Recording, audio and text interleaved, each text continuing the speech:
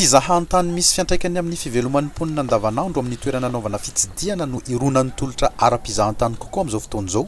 Izany hoe mampidy bola tsy misy fanambakana ny tompon-tany manaja ny fomba mampanaony, kolotsaina, tontolo iainana na tontolo mandrafitra ny fiarahamonina. Tsy ferana eo amin'ny fizahana zavaboary fotsiny ny fitsidiana fa velarina amin'ny fifandraisana maha olona.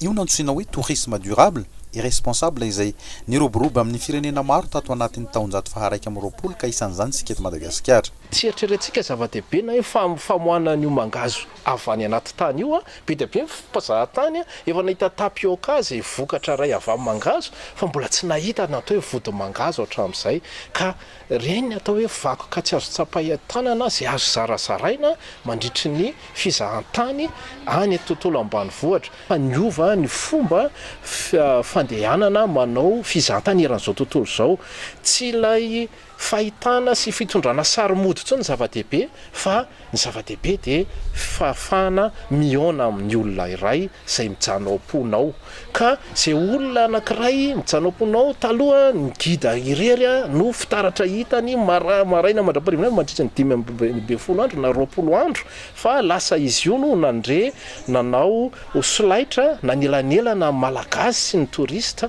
nefa amin'izao fotoana kosa ny amin'ny tourisme solidaire io gida io kosa ny tokony hanamora ny fifandraisan'ireo mpizahatany ireo amin'ny olona fa misy rafitra tsy maintsy arovanao. Vitasoni teto amin'ny akany avoka-mbohidra atrimo ny charte na fifanekena hanatratrarana ny tanjona ao fampiroboroboana ny tourisme durable eto Madagasikara. Charte ifampifehezan'ireo ONG sy fikambanana 12 mivondrona ao amin'ny Antsore na Association nationale du tourisme solidaire et responsable. Fampandrosoana ara-toe-kareneny fotony fanomezana lanja ny vakoka hita maso sy ara-kolotsaina ary fahavitrihana amin'ny fikojakojana sy fiarovana ny tontolo iainana.